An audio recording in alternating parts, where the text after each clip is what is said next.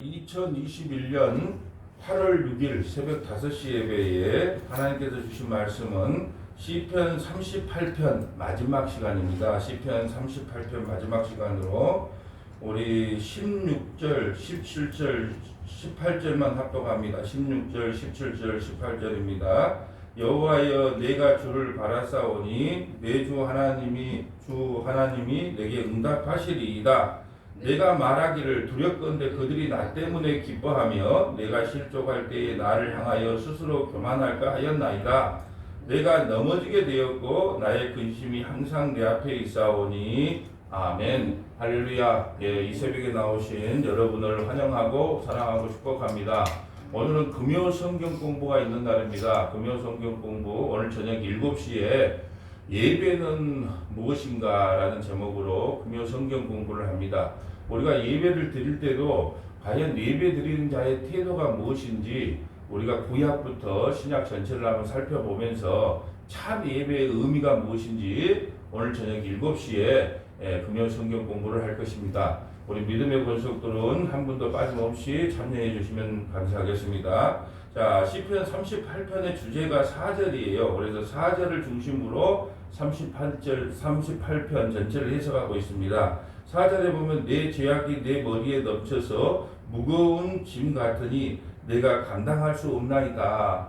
하나님께서 다윗의 배 위에 올라가서 배를 누르니 그 모든 죄가 토설됨으로 말미암아 참회의 시, 회개의 시가 나온다는 거죠.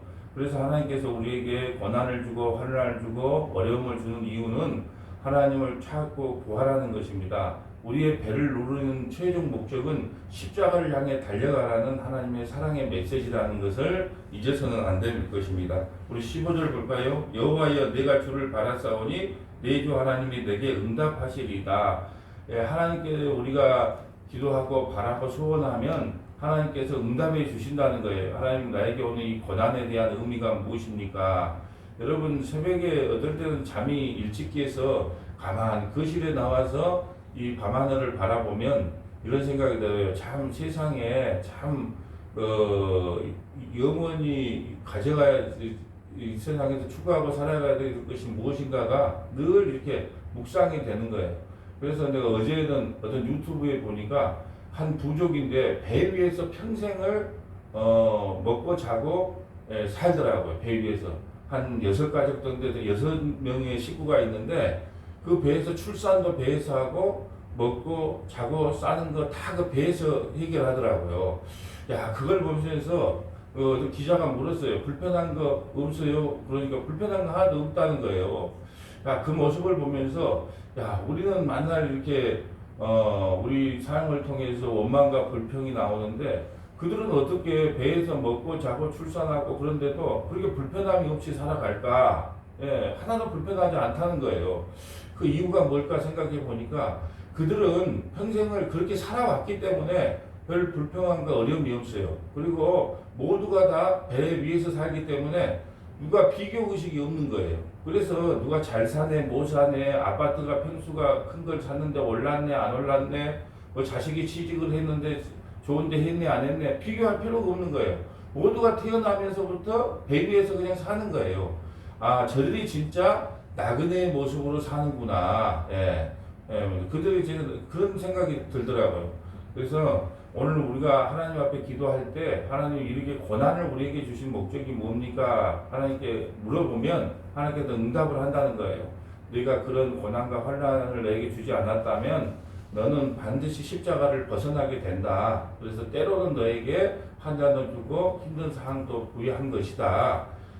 여러분 세상 한번 성령으로 임침받은 자는요 세상으로 떠나면 그것이 마음이 편한 게 아니고 그 떠난 순간부터 마음이 불편하고 힘들고 어려워요. 그래서 탕자가 집을 나갔을 때 편한 게 아니고 그 고난과 환난 가운데 하나님께서 몰아붙이거든요. 그래서 다시 고향으로 돌아오라, 아버지 품으로 돌아오라고 몰아붙이는 거예요. 이와 같이 성령으로 한번 인친 자는 세상으로 떠나려고 해도 아이고 나 이제 예수도 싫고 예배도 싫고 말씀도 싫고 다 싫어 떠났는데 마음이 편치가 않고 늘 한 구석에 비어있는 것 같고 허전하고 허무함이 몰려오는 겁니다. 왜 그렇게 만들었을까요? 너가 하나님을 떠나면 온전한 행복을 추구할 수 없고 온전한 즐거움도 추구할 수 없다는 것을 우리에게 늘 보여주기 위해서 하나님께서 때로는 살짝 비껴나게 해보시는 거예요. 그럴 때 아이고 너무 행복하고 너무 편하고 좋은데 예배도 안 드리고 성경 공부도 안 하고 말씀도 안 듣고 아무 하나님도 구하고 찾지도 않는데 이렇게 마음이 홀가분해. 그 성령 안 받은 분이고 성령을 받은 성도들은요 떠난다고 할지라도 잠깐 떠나보려고 해도 그 마음 한구석에 늘 허전함과 공허함을 하나님께서 주셔서 돌아오시게 한다는 거예요. 그게 선택받은 자의 모습인데 그 과정 중에 하나가 뭐냐? 우리에게 고난을 허락하신다는 거죠. 16절 봅니다. 내가 말하기를 두렵건대 그들이 나 때문에 기뻐하며 내가 실족할 때에 나를 향하여 스스로 교만할까 했나이다.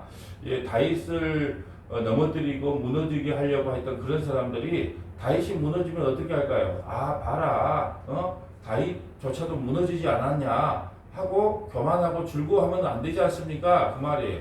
그래서 하나님께서는 다윗이 범죄했다 할지라도 그를 버리지 아니하고 다시 온전히 회복시켜 주는 겁니다. 여러분 그 다윗이 말년에 어떻게 해서 끝나죠? 사무엘날 24장에 보면 인구조사를 한단 말이에요. 인구조사를. 우리 군대가 얼마나 되냐 조사를 해봐라 그래요. 그게 신하들이 말려요. 아이고 왕이여 그렇게 하실 필요 없습니다. 하나님이 함께 하시는데 군대가 많고 적고가 무슨 의미가 있습니까? 말리는데도 불구하고 말년에 꼭 군사를 군대가 몇 명이나 되는가 조사해보라 그러는 거예요. 그래서 하나님한테 큰 책망을 받죠. 큰 책망을 받아. 그로 인해서 이스라엘 백성들이 많이 죽음을 당하는 거예요. 그 다윗의 실수를 통하여. 그런데 왜 마지막에 실수를 하게 했을까요? 저는 곰곰이 생각을 해봤어요. 하나님께서 신하들도 인구 조사하지 마라. 군대 인원이 몇 명인가 조사하지 마라. 그런데 왜 막 어거지를 써가지고 조사를 하게 했을까요? 다윗이 그 일을 통하여 타작마당에서 하나님 앞에 제사를 드려요. 그러니까 결국은 뭘 이야기하고 싶냐 하나님께서는 인간은 다윗 왕이라고 할지라도 인간은 안 된다는 거예요.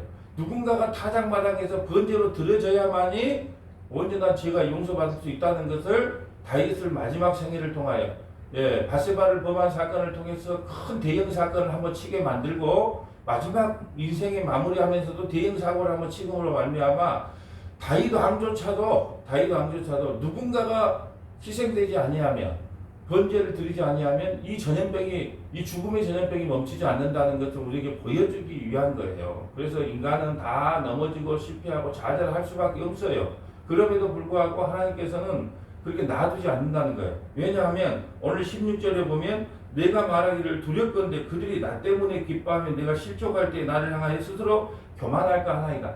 그리고 실족하고 넘어졌어요 다윗이. 그럼에도 불구하고 하나님께서는 자기 백성을 끝까지 사랑하시기 때문에 다시 이렇게 세워서 번제를 통하여 구원의 반석 위에 세워주신다. 이 말씀을 하고 있어요. 17절 내가 넘어지게 되었고 나의 근심이 항상 내 앞에 있사오니 내 죄악을 아뢰고 내 죄를 슬퍼하나이다. 내 원수가 활발하며 강하고 부당하게 나를 미워하는 자가 많으며 내 원수들이 많다는 거예요. 여러분 그렇잖아요. 우리가 신앙생활 열심히 하는데 예수 안 믿는 자녀들이 더 승승장구하는 거예요. 예수 믿는 우리 식구들의 자녀들은 전부 다 취직도 제대로 못해, 사는 것도 번번치 못해. 그런데 예수 안 믿는 자녀들이 오히려 더 세상에서 승승장구할 때 우리가 낙심하고 좌절할 수 있다는 거죠. 그럴 때마다 여러분이 생각해야 될 게 이 세상이 영원치 않다는 거예요. 여러분 우리가 항상 머릿속에 두어야 된 것이 언제나 이 모든 건 다 지나간다는 거예요. 힘들 때나 즐거울 때나 고통스러울 때나 어떤 때든지 다 지나간다. 다 지나간다. 영원한 건 하나도 없다. 영원한 건 하나님의 말씀뿐이며 하나님의 약속 언약뿐이라는 것을 기억하고 살아야 된다는 겁니다. 20절 보면 또 악으로 선을 대신하는 자들이 내가 선을 따른다는 것 때문에 나를 대적하나이다. 다윗이 무슨 나쁜 짓을 한 것이 아니고 하나님 뜻대로 살려고 하는데 그 대적자들이 선을 행함으로 말미암아 대적을 한다는 거예요. 지금으로 보면 예수 믿는 것 때문에. 여러분 그래서 사람들은 다른 것 때문에 대적한 게 아니고 예수 믿는 것 때문에 싫어해요. 예, 여러분 보세요. 내가 이제 누구 어떤 집사님하고 그런 말씀을 나눴지만 여러분 가장 왜 기독교가 그렇게 이단이 많을까요? 예, 왜 기독교만 여러분 불교의 이단을 봤습니까? 원불교의 이단을 봤어요? 힌두교의 이단을 봤습니까? 천주교의 이단을 봤습니까? 예, 아니에요. 오직 유독 기독교만 이단이 많아요. 그 이유는 뭘까요? 여러분 진짜이기 때문에 그런 거예요. 진짜이기 때문에. 여러분 루이비통 왜 이렇게 짝퉁이 많을까요?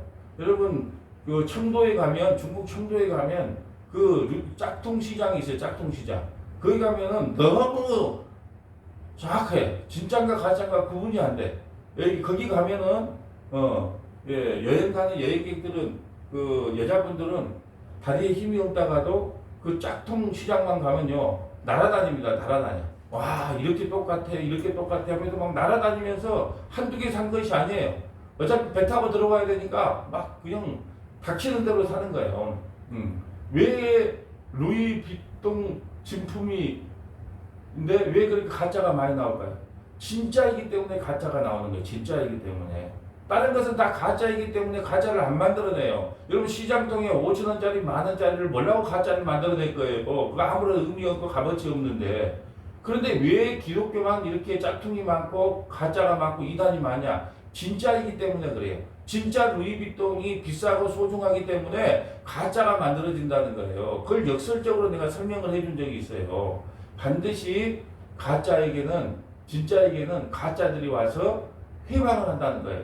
그래서 예수 믿는 것 때문에 내가 선을 행하는 것 때문에 이방 사람들이 예수 안 믿는 사람들이 나를 비방하고 조롱한다는 거예요. 예, 저도 참 친한 친구 엄마가 참 그런 말을 했었어요. 아이 그 잘 나가는 사업 왜 때려치고 왜 이걸 해 이 미친놈아 그 돈 잘 버는 것이 최고지 뭐 이게 돈이 된다고 이런 일을 해.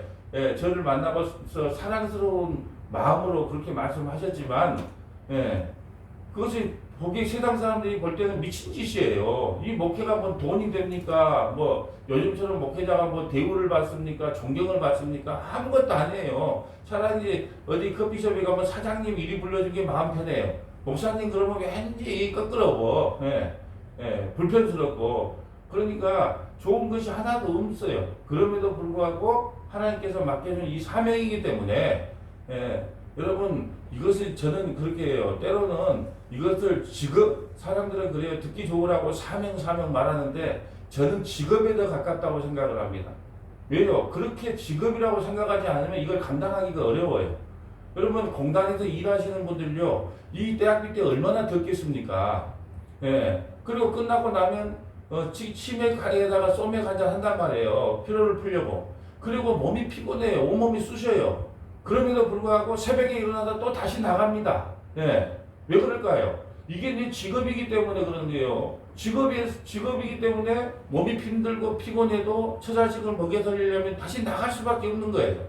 예. 그래서 저는 목회도 듣기 좋으라고 사명이니 뭐니 해도 저는 사명이라고 보지 않아요. 이것이 내 일이고 내 직업이기 때문에 하기 싫어도 해야 되고, 예.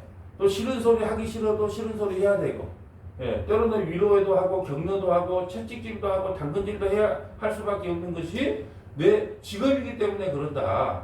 예, 이 목회자라고 하는 직업이 아니면 그럴 필요가 없는데 목회자라는 직업 때문에 그런다. 여러분 오늘 이 말씀을 들으면서 저는 그렇게 생각이 들어요. 미국이나 유럽 같은 데 하면 교회가 다 무너졌거든요.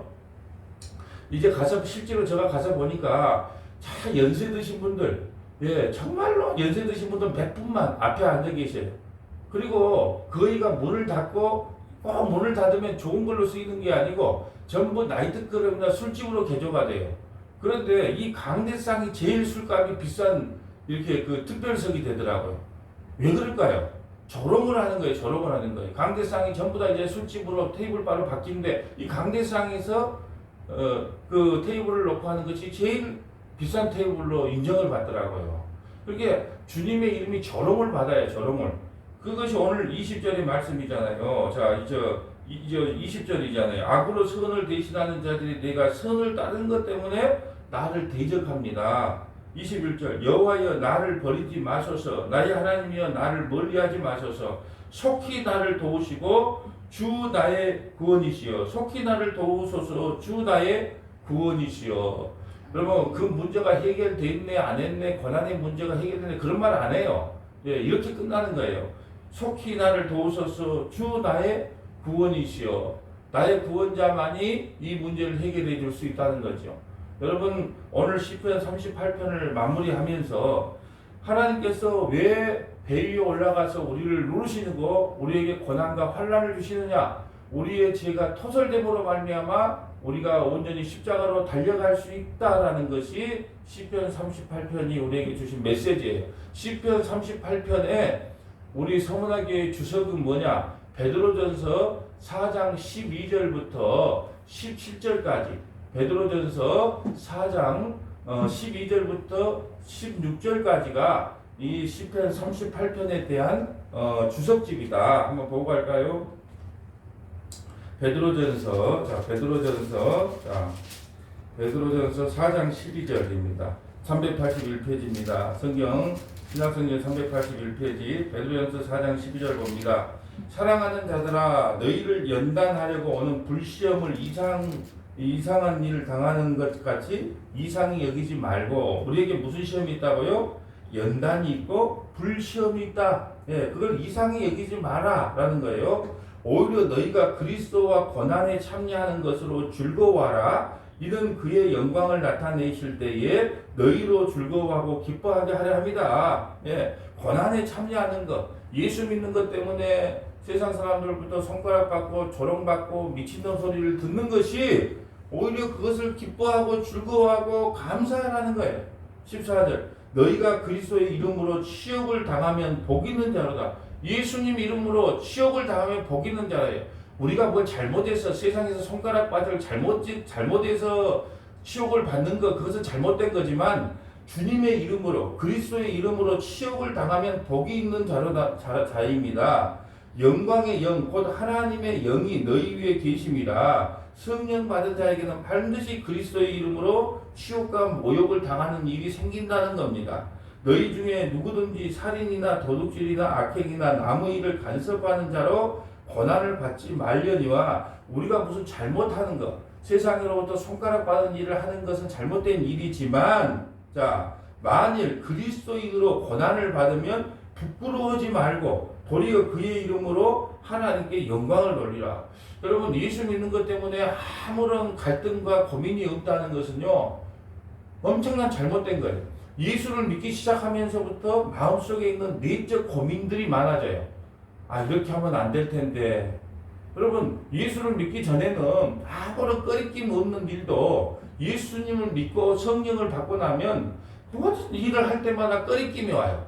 이 일을 해도 꺼리끼고 하나님이 기뻐할까? 저 일을 해도 하나님이 기뻐할까? 이렇게 살았으면 안 되는데 이런 모습으로 그리스도인이라 할 수 있을까? 하는 갈등과 고민이 찾아온다는 거예요.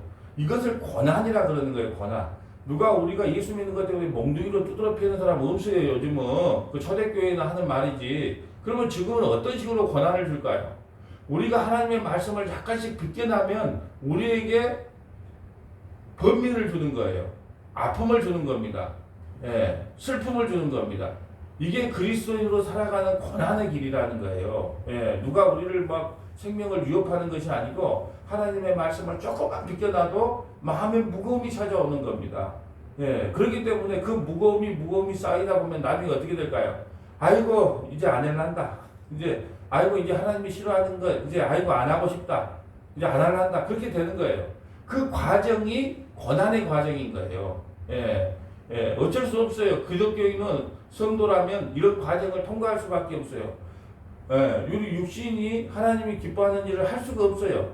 예, 예, 우리 육신이 좋아하는 쪽으로 나갈 수밖에 없는 것이 연약한 육체를 가진 우리 성도들의 모습이라는 거예요. 그럼에도 불구하고 그것이 별로 즐겁지 않고 빈날에 낙심이 찾아오거나 좌절이 찾아오는 순간이 계속 이어지면 아이고 이제 하나님이 해보니까 별거 아닙니다. 예, 이제 하나님의 뜻대로 하나님의 말씀에 순종하며 살겠습니다. 그런 자로 돌이키게 된다는 거예요. 그런 과정에 우리 서문화교회 믿음의 성도들이 다 놓여있다고 저는 생각을 해요.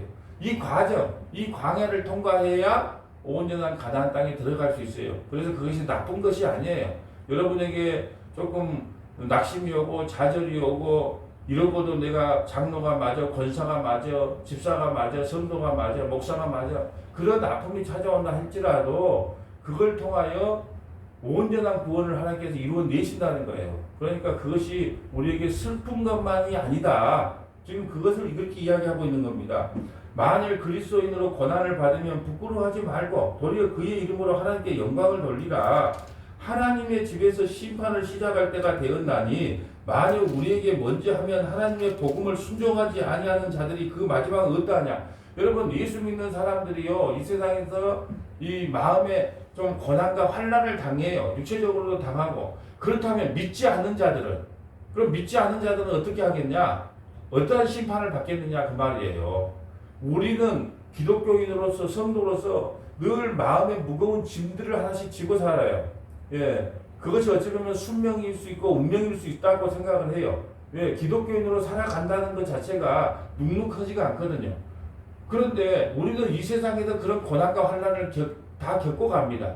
그런데 예수 안 믿는 사람은요, 이 세상에서 그런 고난과 환난을 당하지 않는다. 그런데 마지막은 어떻게 되겠느냐는 거예요. 마지막은 어떻게 되겠느냐. 18절 또 의인이 겨우 구원을 받으며 경건하지 아니하는 자와 죄인은 어디에 서겠느냐.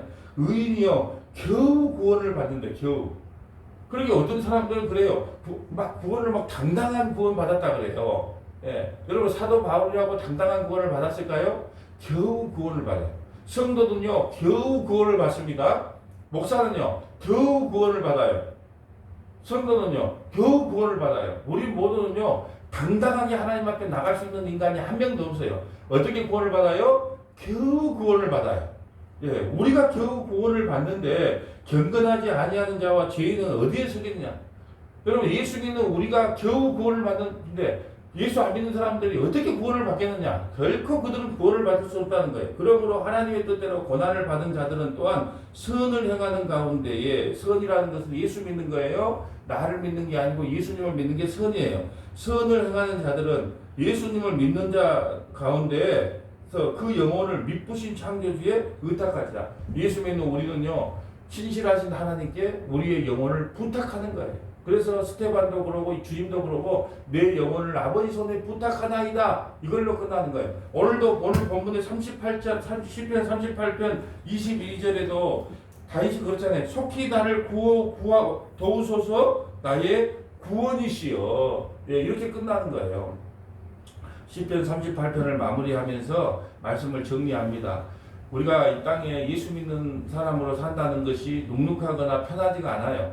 그렇지만 그 눅눅하고 편하지 않는 삶이 축복의 삶이고 때로는 여러분을 주님께서 배 위에 올라가서 여러분의 죄를 토설게 하는 것 그것이 축복의 삶이라는 거예요.